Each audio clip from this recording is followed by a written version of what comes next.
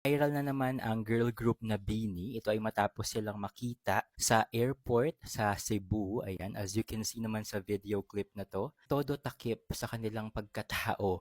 Ayan, gumagamit sila ng cap, ng face mask, ng sunglasses na malalaki para hindi makita or hindi sila pagkaguluhan ng mga tao sa airport daw. At dahil dito, maraming netizens ang nagtaas ng kilay sa girl group nga na BINI dahil sa ginawa nila. At ngayon naman ay kinukumpara sila sa mga mas sikat na artist sa kanila dito sa Pilipinas tulad ni Sarah Geronimo. So, basahin natin itong Facebook post ni Mr. Tio Moreno. Parang ito yung nag-start nitong BINI Airport issue na to. Sarah Geronimo has been in the music and entertainment industry for over 2 decades, and her fame remains undiminished.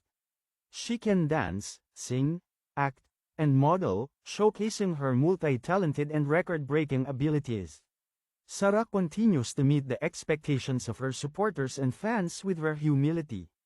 She never acts like a Disney princess, whether at the airport or as a guest at events. Her humility sets her apart from others.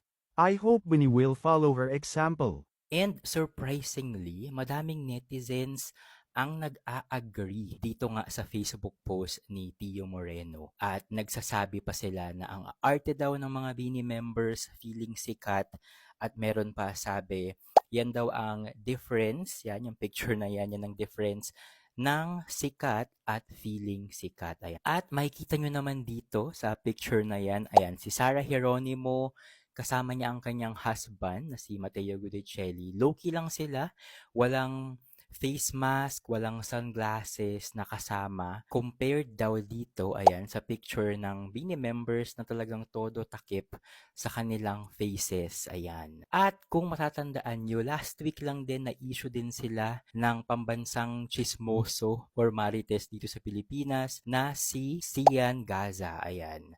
Ito ay matapos na mag-post ang isang BINI member tungkol nga sa parang invasion daw ng kanyang personal space or privacy kapag siya ay nasa labas na hindi naman din nagustuhan ni Sian Gaza at sinabihan niya ang BINI members na dapat daw at this point ng kanilang career, pasikat pa lang daw sila, wala pa sila sa rurok ng tagumpay, dapat daw ay ini-embrace nila, ina-accept nila ang mga consequences ng kasikatan nila dahil in the first place daw, kasama to sa pinagdasal at pinangarap nila bago pa sila sumikat ng ganito. For me, siguro ang dapat na i-blame dito is yung management ng BINI members dahil lately sobrang dami ng mga issues na kinakaharap ng mga BINI members and I think hindi siya na-handle ng maayos ng mga tao behind this girl group nga.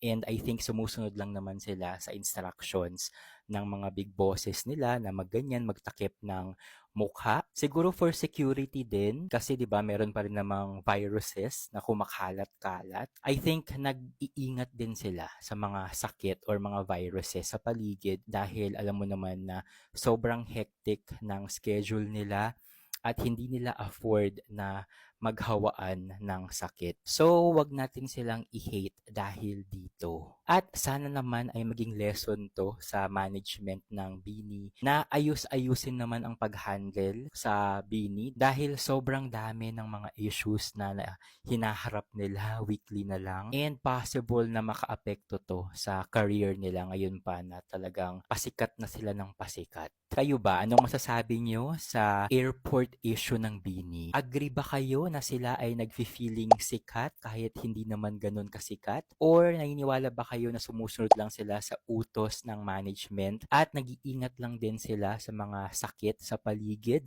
para hindi masira ang kanilang weekly or monthly schedule? Comment down below.